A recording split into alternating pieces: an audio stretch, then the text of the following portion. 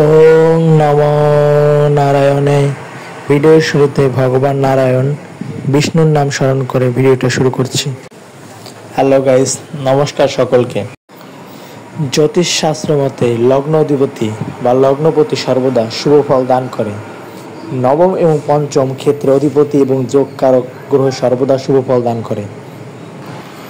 কোন লগ্নের ক্ষেত্রে কোন গ্রহ শুভ ফলদাতা নিচে তা আলোচনা করা হলো।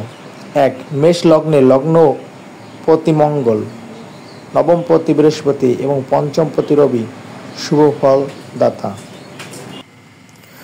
বৃষ লগ্নের ক্ষেত্রে শুক্র লগ্ন অধিপতি শুভ গ্রহ। অগ্রজগৎ 1 রবি চতুর্থ ক্ষেত্রে অধিপতি শুভ গ্রহ। বুধ পঞ্চম ক্ষেত্রে অধিপতি শুভ গ্রহ। শনি নবম ও দশমপতি। মিথুন লগ্নের লগ্ন অধিপতি বুধ শুভ গ্রহ, পঞ্চম ক্ষেত্রে অধিপতি শুক্র শুভ গ্রহ।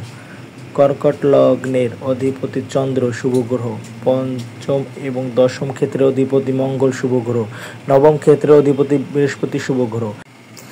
এক্ষেত্রে সিংহ লগ্নের অধিপতি গ্রহ রবি শুভ গ্রহ, চতুর্থ এবং নবম ক্ষেত্রে অধিপতি মঙ্গল শুভভাবে থাকে। বৃহস্পতি পঞ্চম ক্ষেত্রে অধিপতি শুভ ফল গ্রহদাতা। কন্যা লগ্নের অধিপতি বুধ শুভ গ্রহ, নবম ক্ষেত্রের অধিপতি শুক্র শুভ গ্রহ।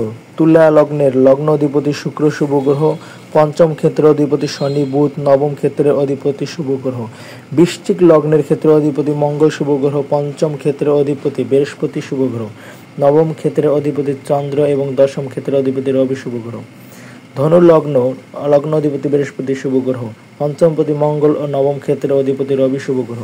মকর লগ্নের শনি লগ্নপতি শুভ গ্রহ, শুক্র পঞ্চম ক্ষেত্রের অধিপতি এবং বুধ নবম ক্ষেত্রের অধিপতি শুভ গ্রহ। কুম্ভ লগ্নের শনি লগ্নপতি শুভ গ্রহ, বুধ পঞ্চম ক্ষেত্রের অধিপতি এবং নবম ক্ষেত্রের অধিপতি শুক্র এবং সপ্তমপতি রবি শুভ গ্রহ। কোন লগ্নের ক্ষেত্রে কোন গ্রহ শুভভাবে থাকে সেই সম্পর্কে আমরা আলোচনা করলাম।